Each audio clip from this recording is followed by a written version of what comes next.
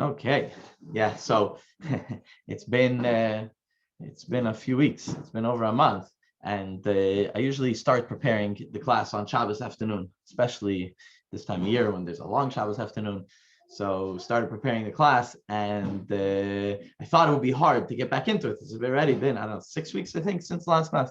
But it was very easy to get back into it. It was a geschmack. It was very exciting to get back into it. So here we go. We're up to Kapitel Nun Zayin, Kapitel 57. Starting from the beginning, Lam Natseach Al Tashches LeDavid Michtam. So Lam Natseach for the conductor, Al Tashches. We're going to translate on the second round. LeDavid by David, Michtam a Michtam. Michtam. We have given different translation. We've given an elaboration of Michtam already in previous chapters. Bivarchai. Oh, someone's coming to say hello. Oh. Want to me have to say hi. You say hi.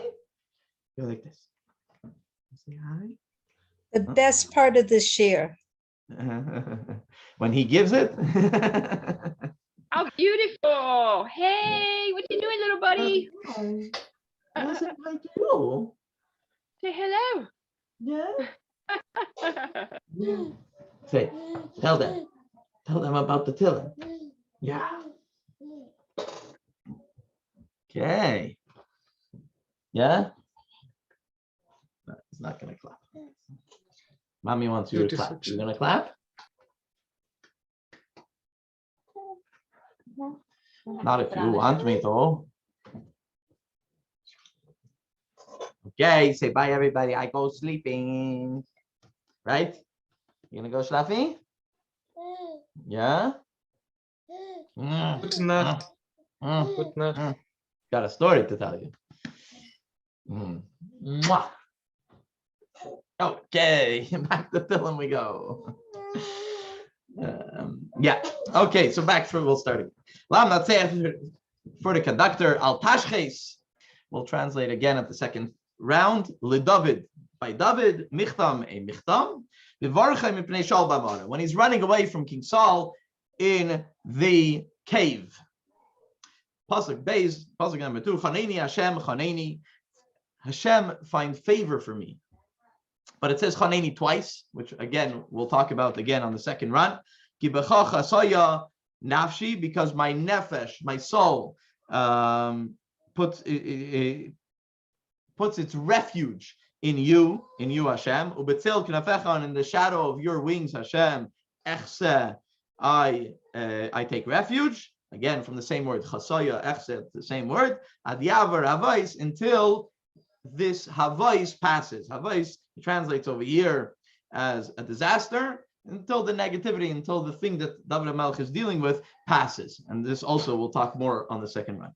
Pasuk Gimel, number 3, Ekra le'elikim elyon, I call out le'elikim to Hashem, elyon, above all, elyon, on high or most high, lokel, to Hashem, goimer alai. Goimer means from the word gemar, finishing. Goimer finishes alai, on me, but really the idea for me, finishes for me.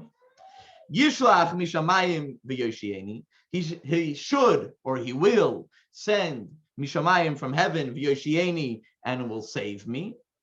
Chedef will save me from what? From chedef is humiliation, and shoyafi sela, those who want to. Shoyafi is people that wanted to swallow.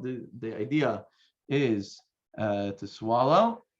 Lily's writing that you don't hear. You have to put up the volume. Yeah, I can't tell you what to do. I think everybody else hears. Sorry. Yeah. So shayafi, swallow. Yishlach elikim. Hashem should send. So again, the pasuk starts with yishlach and ends with yishlach. Yishlach elikim. Hashem should send. Chazdoi va'amitai. Chazdoi chesed is kindness. Amitai from the word emes, his truth, which is also something we'll talk again on the second round of this chapter. Pasuk hey, pasuk 5. Nafshi b'seich levayim. My soul, my nefesh, my soul is in the midst of levayim, in the midst of lions. Eshkeva, I lie. Loy hatim, loyheit means fire, but it doesn't necessarily mean a literal fire. It can mean someone that's like very hot, very exciting, very excitable, right? Someone that's fiery, not necessarily fire itself. So, but it represents the idea of fire. Loyatim bnei adam, fiery people. Shineyan, their teeth, chanis v'chitzim. They are spears and arrows. Their teeth are spears and arrows. Ulashainam, and their tongue, cherev chada, is like a sharp sword. Ruma ala shamayim. Hashem is exalted ala shamayim, above the heavens.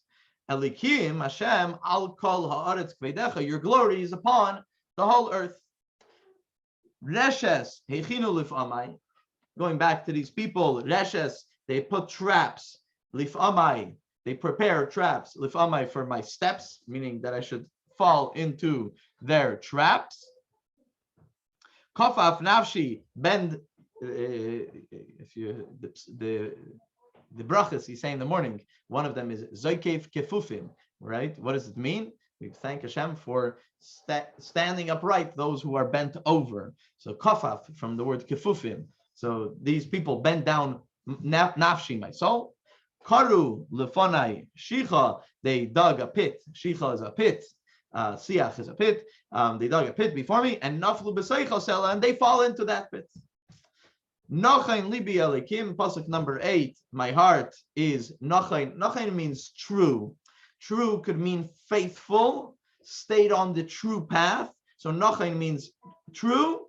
Right? Even in Hebrew, modern Hebrew, you say nachon, right? Nachon, correct, right? But over here, it means stayed on the true path. So over here in the translation that I'm looking at, it says, libi, my heart, nochain is steadfast. It stays on the true, stays on that path. So my heart is with the godly truth. Nochain libi, my heart is steadfast. Ashira v'azameda, I will sing and I will praise. Pasuk 9, Ura kvaidi, awake my. So kvaidi means honor. What it means in this pasuk is something we'll discuss on the second round of the chapter. So wake up my kaved, Ura aneval v'chinar, wake up my harp and lyre, right? The musical instruments that King David used, and ira. So this is to wake up, and ira, I will awake. Ira, I will awake. Shachar, the dawn. I will awake the dawn.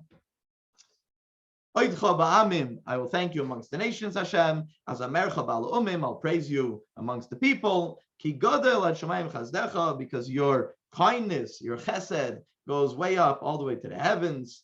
Bad shchakim amitecha, and your emes, your truth, goes all the way to the skies. Rumal shamayim, this is a repeat of the pasuk. Rumal shamayim elikim, Hashem is exalted above in the heavens. Al kol haaretz kvedecha, and on the earth is your kavod, is your honor. So that is the first run through this chapter of Tehillim. Now let's go back through it. Now that we don't understand, we can maybe understand a little bit better. I find it for me very helpful, even when I prepare the class. Go through it once, make sure that I know that I don't understand it. Then the second time you say, oh, 1 second, yes, it's connected with that pasuk, this verse is connected with that verse, etc. And it helps develop. Okay, so as form of introduction, we always read the top few lines that this Tehillim has in order to introduce the chapter, and it says as follows: David composed this psalm while hiding from Saul in a cave, facing grave danger. Like Jacob did when confronted with Esau, David prayed that he neither be killed nor be forced to kill. In the merit of his trust in Hashem, Hashem wrought wonders to save him. So, famous story that's brought down about King David. Before he was king, Shaul HaMelech, King Saul wanted to kill him, and he was running away. And it's a lot of the chapters of Tehillim that we've been reading was about David HaMelech's troubles running away from Shaul and going from place to place, asking Hashem to help and to save him. It came at a point that David HaMelech hid in a cave. He hid in a cave, and Shaul HaMelech, King Saul, comes into the cave to relieve himself. Needed a bathroom. He was running after David, couldn't find him. They were running. Comes into the cave to relieve himself, and as we see, David HaMelech had the option, he could have killed him, right? He didn't. He actually, what he did is that he cut off a piece of his garment, and then when King Saul, this is the storyline in Navi, right? And when King Saul left, he came out afterwards and showed him the police and showed him, look, I'm not out to get you. You're telling everybody that I'm out to get you and I want to kill you and I want to be the king. Look, I'm not out to get you. I don't want to kill you. I don't want to do anything to you. And this is the proof. I had the opportunity. And look at your garment. You'll see that it's missing a square, and here's the square. And now you should believe me, right? So this is the story. But obviously, at that point, David was in grave danger of being killed. But as we just mentioned, he's asking Hashem also to make sure that he doesn't kill. We famously, it's mentioned over here that we famously have that in the story of Yaakov and Esav. Right, Yaakov is coming back after spending many years by Lavan. He's coming back, and Esav, he hears that Esav is coming with 400 men, and he wants to kill Yaakov. He davens to Hashem. He prays to Hashem that he shouldn't get killed, obviously, but also he shouldn't have to kill in order to protect himself. So part of his davening to Hashem. So this is something that as Jews we always, when we need to, we stand up for ourselves, right? We're this week you have Yom HaZikaron. This is in memory of all those that stood up and to protect another Jew, and it's very, very important. But we also have Hashem shouldn't have to come to that, right? We don't want to do it. We do it because we need to do it, and that's what David HaMelech davens to Hashem, and that's Yaakov davens that way to Hashem. And for the most part, most of the commentaries throughout this chapter talk about this idea of David davening to Hashem, asking that he shouldn't be killed, but also that he shouldn't kill. I know. He wants to give the class. He'll get there. So it's interesting. There's the Mamleis brings it down. And it's based on a Gemara that here we're talking about David. But we're talking about David before he became king. We had a previous chapter, don't remember offhand which number it was, but it was Bevarchai Mipnei Avshalom. It was when a chapter that he created, that he sung, when he was running away from his son Avshalom. And when he was running from his son Avshalom, it was famous story of Avshalom wanted to kill his father in order to take over the kingdom. Obviously wasn't successful, but the Gemara mentions this and says, so why are they in different orders? So the Gemara says that the reason why this story with Avshalom, the psalm with Avshalom, is written where it was written, is because it's connected with another psalm over there, and we talked about it when we did those kapitel. I don't remember the number, but I remember discussing it with you guys. But it was about the future war before Mashiach comes, called the War of Gog and Magog. And there's a lot of interesting commentary about that war, about what it will be like, and slaves will overtake kings, different things. The way the Midrashim, the way the Medrash describes it, and the Gemara says, so a person might come and say, really, that's what's going to happen? It's such a crazy world. Today, when the world that we live in, we realize how crazy the world could be. Even times the Gemara couldn't imagine such a crazy world, but which is a sign of Mashiach. But the Gemara discusses it. Says someone might say, really, such a crazy world. That's Mashiach. That's what's going to happen before Mashiach comes with the war of Gog and Magog. So the Gemara answers, says, really, is there such a thing of a son going against his father in order to kill his father in order to become the king? So that's why they put the two chapters next to each other. So anyways, all that to be said is that's why this is mentioned over here. By the way, this chapter starts a series of 3 chapters that talk about David HaMelech in grave danger, and he creates this is the one when he's with Saul, with King Shaul in the cave, and there's the next 2 chapters also continue along the same line when he's in grave danger and how he davens to Hashem. Yeah,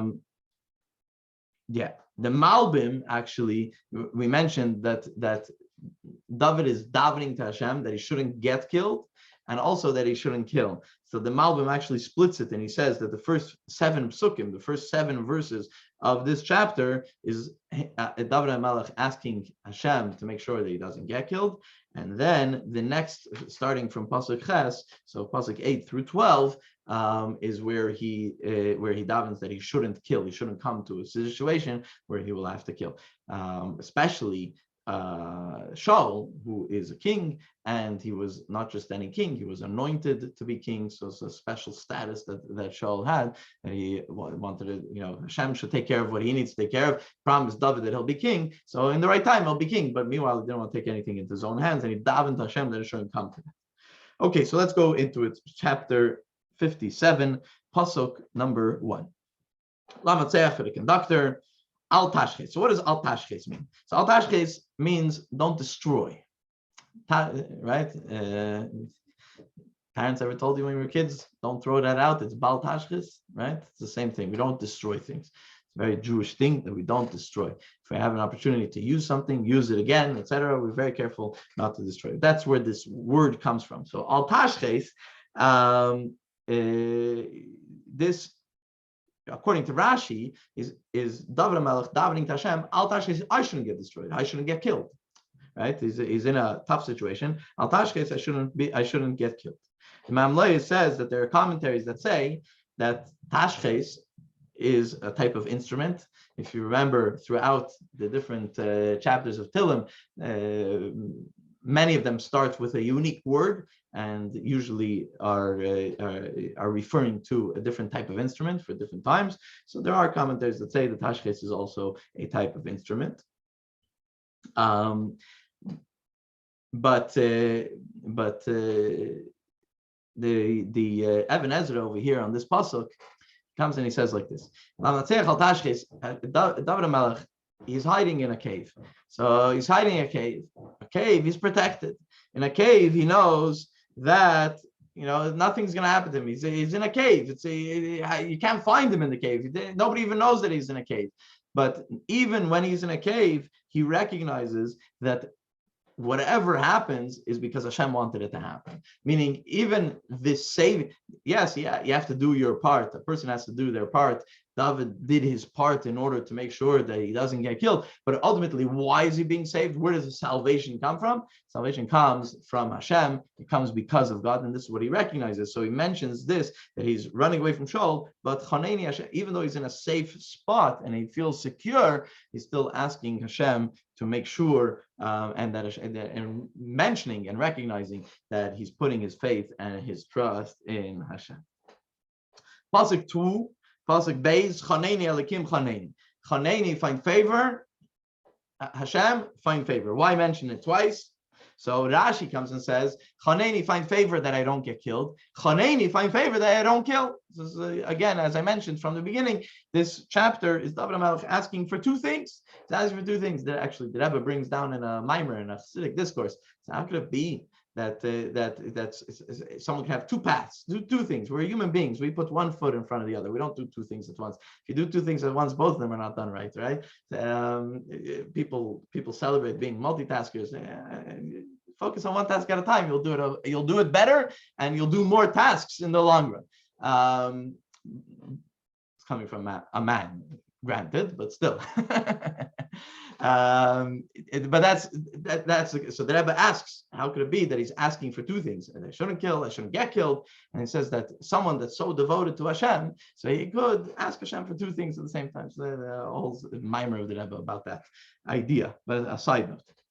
But that's what Rashi says, Chaneni twice. One is that he shouldn't kill and shouldn't get killed. The Metzudah says that it says Chaneni twice. The double lashon, the double wording that we have over here is like someone screaming out for help, right? Chaneni Hashem, Chaneni, right? It's the process of doing things and the process of screaming for help, and that's why it's mentioned twice. That's why the Metzudah explains it. And then he asks that, he says, Hashem, I put my faith, my trust, my refuge in you, in the shadow of your wings. That's where I know my salvation will come from, etc. Echse, I take refuge. ad yaver havais, until havais will pass. What's havais? So havais is referring to some sort of a disaster. So what's the disaster of havais? So Rashi says that there's evil that's going on over here. They're trying to kill me. So until this evil passes. The Mitzudah says that it's talking much further than that. When you say havos ad yaver havos, until this disaster passes, so he says like this, that even after the immediate danger goes away, there's an immediate danger, but still I know that until this danger gets totally eradicated, totally goes away, what am I going to do?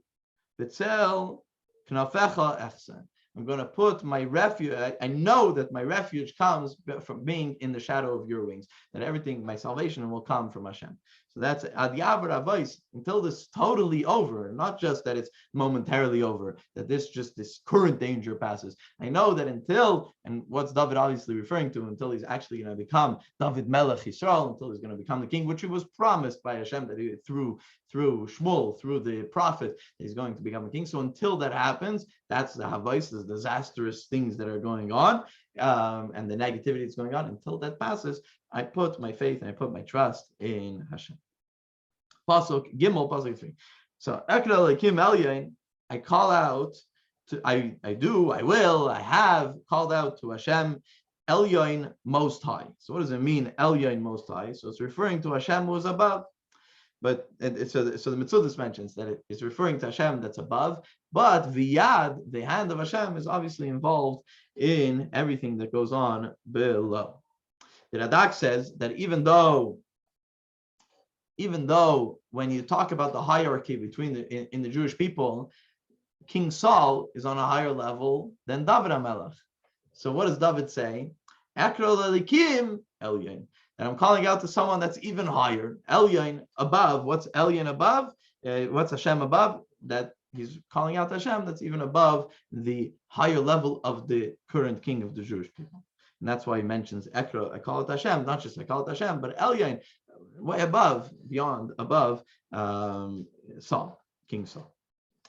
The Sforno says, the Sforno comes to explain the end of the pasuk.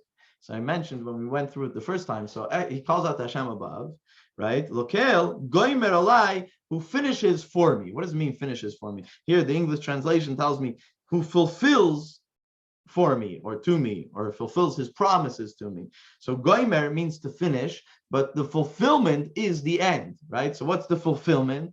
So Hashem, so what David HaMelech is saying is that Hashem has started to help me. He's always been there and always helped me in the past. But it's not just that it happened and that's it, and I ran out and it's done. Hashem is going to finish the job that he started, so to speak, and the promise that he gave to me that I will be king. That's going it's gonna happen. It's gonna come to fruition. It will become fulfilled, and that's what it means. So I call it to Hashem above. That's going to fulfill and finish what he promised. Pasuk Dalit, pasuk number 4. So Yishlach Mishamayim V'Yoshieni, Hashem should send from above, and Chedek should save me. So Rashi explains it. He should save me from humiliation of those who want to swallow me. So Hashem should send angels from above. I think there was a commentary that says that that's what he's referring to, sending angels from above. Yishlach Mishamayim, and save me from humiliation from those who want to swallow me. The Mitzudah says that the truth he's referring to over here, right, at the end of the pasuk, he says again, Yishach Elikim, Hashem will send Chazdoi v'Amitai. Chazdoi means his kindness. Amitai is from the word emes. He sends his kindness and his truth. What's the truth he's referring to? He's referring to Hashem's promise that David will be king, and that's if I say something, it either will happen or it won't happen, right? As much as I want it to happen, as much as I will work on making it happen, at the end of the day, I'm a limited person and I can only accomplish so much. My truth is limited. My promise, my commitment is limited. As much as I like it to come to fruition, it's not always in my hands. Hashem's truth, Chazdai v'amitai, Hashem's kindness and Hashem's truth, that will for sure come to fruition, and that's what he mentions over here. And Hashem should finally send His kindness and His truth, and it will come to fruition. The Radak mentions over here that this pasuk, Hashem should send from on high, is because David is saying, even though I'm one and there are many, King Saul has a big army working together with him, etc. But Yishlach Mishamayim, Hashem has His ways. He could send from above. It doesn't. I put my trust in Hashem because Hashem is not limited to this, to one versus the many. There's much more that Hashem could send, so to speak, not send, but be involved with, or even send from on high.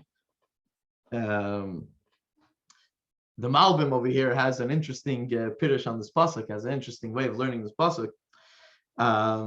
He says like this: my enemies say, David says, my enemies say, my enemies that want to swallow me, they humiliate me. What does it mean they humiliate me? It's that they come around and they say, you're a lost case. Your only hope is God. They don't believe in God. They don't believe in, right? So they're saying it as a joke. They're saying it as, look, you're such a lost case. You have a massive army that's going against the one person. So you have no hope. You have no hope, right? So and they're laughing at me when they say this. They're laughing at me when they say this. And what does David HaMelech say? You're right. I don't have any hope. I only put my trust in Hashem. It's only about Hashem. So that they try to humiliate me by saying that, but really, they're talking true. That's the Chazdai and Amita. Hashem should finally send His kindness and His truth, because it's going to prove that putting your trust in Hashem is the only thing that David has, but it's the only thing that's going to that's going to work. Pasuk 5. Nafshi b'seich levay. So my nefesh, my soul is in the midst of lions, and I lie among fiery men. So Rashi says that it's referring to Avner and Amasa. There were two big Torah sages, and Rashi says Torah sages. So I see right that David first of all, he didn't always have an army. He had some people that hung around with him, but it was far from an army, and it was and it was definitely not organized, and they came and went. They didn't always stay with him. Not like an army that Shaul had, right? That the king of Israel had as a proper Jewish army, etc. Sorry about that. Back to Pasuk 5. So what does it mean that my soul's amongst lions? So Rashi says that it's referring to Avner and Amasa. Avner and Amasa were two Torah sages. So he says they're like lions because they're lions in the study of Torah, that they really had a good understanding in the study of Torah. But the complaint, what David HaMelech is referring to over here is that they never stood up against Shaul. They never stood up and never protested. They never protested Shaul for the way he was treating David.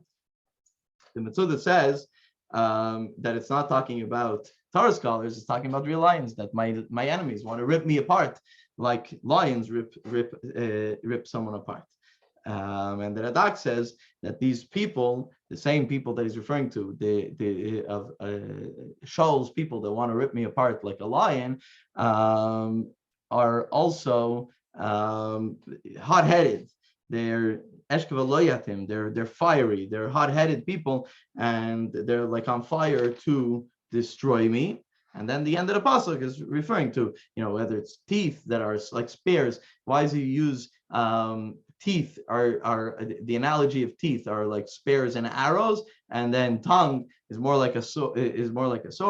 It's referring to, it's an analogy to two different types of two different types of danger, right? The danger that could be from close, which is more like a sword, which is close, versus a danger that could go also far, which is a spear or an arrow that could travel. So whether it's the danger that's right around the corner, that's right there, or the danger that even while he's far away, that they're convincing Saul to run after.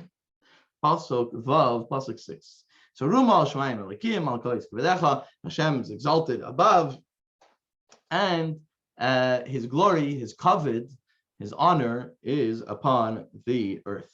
So Rashi says that David is telling Hashem, Ruma, like Ruma means to go above. It's like an action of exalting, of going above. And Rashi says that David is telling Hashem, it's such a terrible situation that's going on over here. Ruma, like it's not even it's not befitting. It's not befitting for the Shekhinah to be around such things. So Ruma, rise above it, and asking Hashem to go up on a higher spiritual realm instead of here in the physical physical world. That's the way Rashi explains it. I didn't see it anywhere else, but I figured if Rashi says it, it's definitely something we have to repeat. The Mitzvah says that after you punish or take revenge on the people that are starting up with David, so then that will elevate Hashem's name. Ruma ala shamayim elikim ala kitzvedech. When is it going to be Hashem's glory going to be recognized here on this earth? When Hashem will punish those who are going against Hashem, but against David in this case. The Radak says that he's saying, when you help me, you show the world that there is a God in the world, and that brings, we talk about a Kiddush Hashem. What's a Kiddush Hashem? Sanctification of Hashem's name. When we show others that there is a God in this world, so we make a Kiddush Hashem. And David is saying that when you exact payment, so to speak, or you punish those who are going against Hashem, what do you make known? You make known that there is a God here in this world, and that is the glory of Hashem is more readily seen here in this world when that happens. And that's what he's saying in Pasuk Vav, in Pasuk 6, and in Pasuk 7, according to some commentators, it's a direct continuation, because he says and complains about those that create traps and ditches and pits for me to fall into, but ultimately they fall into it. So Rashi mentions, so this is the way Rashi explains it, that they create traps for me, but ultimately they fall into it. And the Mitzvah says, continuing from what he said in the previous pasuk, that David is asking Hashem to take revenge on those who are starting up with David. So the ultimate revenge is what? That they'll fall into their own traps, the traps that they set up for David, that they're going to fall into their own traps. The Radak uses the wording over here because there's wording that's used when in Navi that Shaul tells the Zippim. Remember, we talked about the Zippim. That they told Shaul where David was. So when he tells them, he tells them that he should that asking them to find out and to notify him about David's steps. And over here, he's referring to that. It's the same words, pa'amai, my steps. So they're preparing to check on my steps of where I'm going to go in order to tell David. But ultimately, in the end, they'll fall into the pit that they created. The Al-Shich over here, it's a nice Al-Shich over here. We talk about free will. We talk about Hashem. Hashem doesn't force us to do anything. We have the choice to do something. We have the choice, and we have to take. The Torah tells us, "Ubacharta b'chaim," right? To choose life or choose the proper path. But we have a choice. We have a choice to go on this path or that path. And if David HaMelech is asking Hashem that they should be, that this should happen to them or that should happen to them, so where's the free choice? So the Al-Shich says that David used to say like this, that they have free choice, and they're in their free choice, they choose to start up, right? So what's their free choice? Their free choice is that they're going to try to create traps in order to capture David for King Saul. right? That's their free choice to do. What happens next is that Hashem saves David from falling into the traps, and that they fall into the traps that they created. So that's the idea. And Dalshich mentions, this is what David used to say, that the free choice is where you're going to be, how you're going to do it. And then what happens, the consequence of the choices that we make, that's in Hashem's hands. And that's the way the Alshich explains this pasuk. Pasuk Ches, pasuk number 8. Nachen libi Elokim, Nachen libi. So there's Nachen libi here twice, and the word Elokim in the middle. So I mentioned already on the first pass, in the first time we learned this pasuk. So Nachen means correct, means true. And over here, it means true on the path, right? Steadfast on the path. So my heart is steadfast. My heart is true to God. Nachen libi Elokim, my heart is true to God. Nachen libi, but then it says again, my heart is true, or my heart is steadfast. What does it mean? So Rashi says that he's saying over here that I trust in you in two attributes, in the attribute of din, in the attribute of justice, and also in the attribute of mercy. Nachen libi, I put my trust in you, in my heart, by you, God, in the attribute of din and mercy. The Betzudah says that he's saying, my heart is correct. Nachen libi, my heart is correct. My heart is true. It's the right thing. What it does, that it puts its trust. My heart puts its trust in Hashem. Ashira v'azameda, that it ultimately brings me to sing and praise to Hashem. Mamloi is over here. It's more of a medrash type of looking at it. The pasuk Nachen libi Elokim. Hashem helps me put my heart on the straight path. And once Hashem does that, Nachen libi, then it's easier for me to put my heart on that path, to be steadfast on that path. It's a beautiful pirush, because we know that not always it is easy for us to go ahead and make a change, or to go in a certain direction, and just to feel and to be fully, into that. We know that Hashem gives us help. Hashem supports us and helps us in that direction, and we should recognize it. Once Hashem helps us, the rest is already easier for us to go down that path, and that's what David HaMelech is teaching us over here. That Nachen libi Elokim. First, Hashem helps me to go on that straight path, and once Hashem helps me, then it's already easier for me to go on that straight path. I tell people all the time that the first time you choose to do something, it's not easy. It's not something that comes. Let's say you decide to do an extra mitzvah that you haven't done before. You say, "No, I'm going to take upon myself that mitzvah." So Hashem helps you to do it, but ultimately it becomes easier, right? Nachen libi Elokim. Hashem helps you in the beginning, but ultimately it becomes your thing, and it becomes easier for you to do. When that happens, it's time to take another mitzvah. That's Judaism is not an all or nothing type of thing, that you have to do everything, right? It's practically impossible to do everything, right? But so what is it? So it's not nothing either, right? What is it? It's always growing. It's always growing. So as soon as something becomes normal, natural, regular, this is part of my routine, whether it's a weekly type of thing, or a daily, or a monthly, or even a yearly type of thing, right? But it became part of my routine. So now it's time to grow to the next thing. That's how you know that it's time to grow to the next thing. I had, during COVID, we started a bunch of classes. So like, how did I know that it's time for the next class?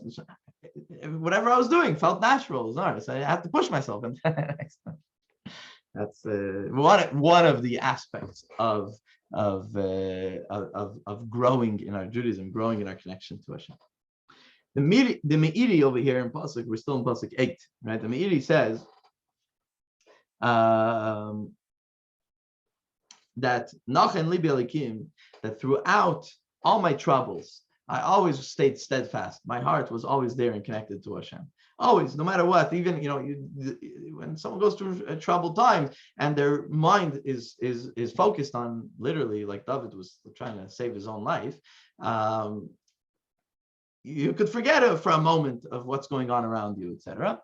So he says, no, my heart is steadfast, and therefore I will sing and praise even when I went through hard times. And it continues into the next pasuk, as we're going to see in a moment, that it continues song and praise, but also together with his special instruments that David HaMelech used, etc.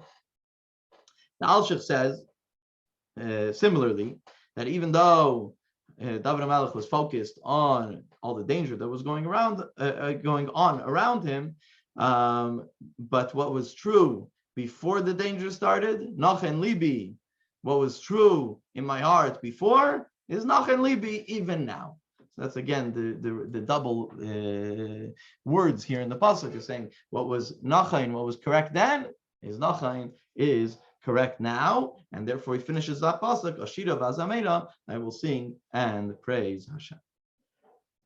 Pasuk Tes, pasuk 9. So Ura Kvaidi. So again, we're going to go through this pasuk again like we did it the first time. Ura Kvaidi, wake up my honor. Ura Hanevel v'chinar, wake up my harp and lyre. He's like, it's like a command, right? Kvaidi, my honor, wake up. My lyre and my harp, wake up. And then it changes tenses and it says, Ira, I will wake, I will awake. Shachar, I will awake the dawn. So what is this pasuk talking about? This is a pasuk that's brought down in the Gemara. It's explained in the Gemara, but not only in the Gemara. Rashi over here comes and says, Kvaidi, when it says, my honor, wake up, my honor, awake, my honor. He's referring to a concept that because of the honor of kings, there's this concept that kings would sleep in until the third hour of the day. Let me explain this for a moment. Back in the day, the shtetl, before electricity, before people went to sleep when it got dark outside. So what are you going to do after dark? Yes, you could put on a candle and you could study Torah, but what are you going to do after dark? You go to sleep. And when do you wake up? When the rooster crows, when it starts getting light, because that's when you can get some work done, right? So that was their day. The day that a regular person had their day from when it got light in the morning till it got dark in the evening. It's a normal day. Now, the honor of Malachim, the honor of kings, is that they would sleep in for the first 3 hours of the day. Where does this come into halacha? So if you know that when it comes to the Shema, you're supposed to say it. You're supposed to say Shema in the morning and in the evening. In the morning, there's a certain time that you have to say it by. When? By the third hour, because that's when the kings would get up. This is a Gemara, famous Mishnah in a Gemara. Until today, we follow that okay, the time changes because sunrise changes and the time is not always the same, and it's the way we calculate hours of the day, halachic hours of the day is different than the way your watch calculates hours. So it could be a class for itself at another time. But basically, what we do is that we take sunrise to sunset and we divide that amount into 12. So it's a 14 hours. We divide 14 hours into 12, and then every hour becomes 70 whatever minutes. 70 minutes in that case, I think. So that and that's the way so then an hour becomes the 70 minutes, not 60 minutes. That's a longer conversation for another time, but that's so the third hour of the day could change based on when sunrise and sunset is. But this concept of kings sleeping in the morning, so to speak, right? We all sleep in the morning. We're like kings. We don't get up with doing this with the sunrise in the winter sometimes, but definitely not in the summer. But this idea is a concept of kavod, of honor. So next time you sleep in, you think about it as an honor. If someone complains, say, "What do you mean? It's an honor." So Rashi explains this pasuk, Ura Kevaidi, that usually it's an honor for a king to sleep in, but no, I'm awake. My honor is awake, not sleeping. And that's what David says, right? Ura, the next part, what wakes me up?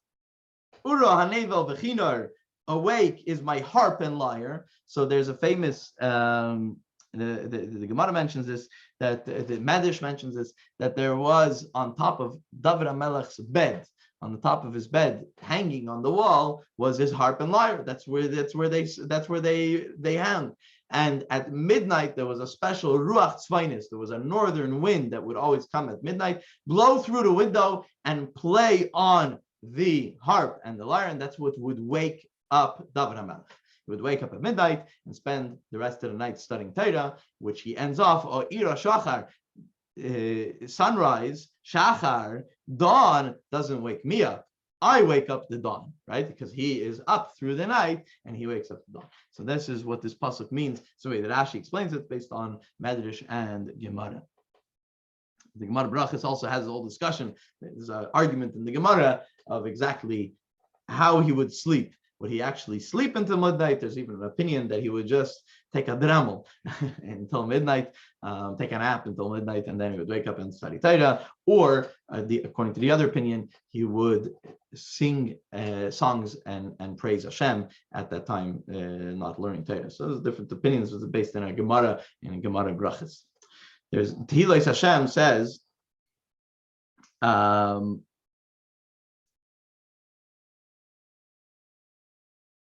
Tehillim Hashem says like this. It's brought down in the Me'am Lois. Says that this pasuk is an analogy of the Jewish people in exile talking to the Shekhinah. So Ura Kvaidi, the Jewish people turn to the Shekhinah and they say, "Wake up, take us out of Galus already. Your honor, Hashem, wake up already. How long? We've been thousands of years in exile. Wake up already and take us out of exile." To which the Shekhinah answers, Ura, Anevel V'chiner. If you want to go out of exile, wake up your song and praise of Hashem. Which actually says, referring to more, not only song and praise, but your learning of Torah, which, at least the way I do it, is, as you could tell, is always with a sing-song, right? If you ever go into a yeshiva, they're learning, it's always with a sing-song. Whenever you say, give over something, it's always a sing-song. So it's song and learning Torah could be interchangeable. So the Shekhinah responds, wake up your harp and lyre, which is music of studying of Torah. When you study Torah, what's going to happen? With that, you'll awaken the dawn. Ira Shachar, you're going to awaken the dawn, which is Hashem, and Hashem will bring Mashiach. The next three psukim, shorter psukim, pasuk 10, Oidcha ba'amim, Hashem as a mercha ba'alumim, and when that will happen, David HaMelech says, I will praise you amongst the nations, that it's not, that when I'm going to be saved, I'm not going to keep it between us. It's not going to be something zwischen uns, something quiet, something that only we know. It will be something that David is going to make sure that all the nations know, and it won't be a private affair. Pasuk Yud Aleph, Pasuk 11, Ki Godel et Shemayim, because Hashem's kindness goes up to the heavens. The Metzudah says that the kindness and the truth that was done to David HaMelech, he's saying, Godel et Shemayim is as great and as big and as high as the heavens, as the sky, and has to be publicized. In Pasuk 12, this is a repeat of Pasuk 6, Rumal Shemayim Elikim Al Kol Eretz Kvedecha, Hashem exalted above, and his glory is below. The Radak says that it's repeated in order to strengthen his request that he's asking of Hashem. And the Metzudah says that when I will be saved, David is saying that people will see your honor in this world. When Hashem saves David, people will see that there is Hashem, and it will bring tremendous kiddush Hashem, honor to Hashem here in this world, and Hashem will be exalted to the heavens, and that's Rumal Shemayim Elikim Al Kol Aretz Kvedecha. With that, we finish chapter 57. Labeled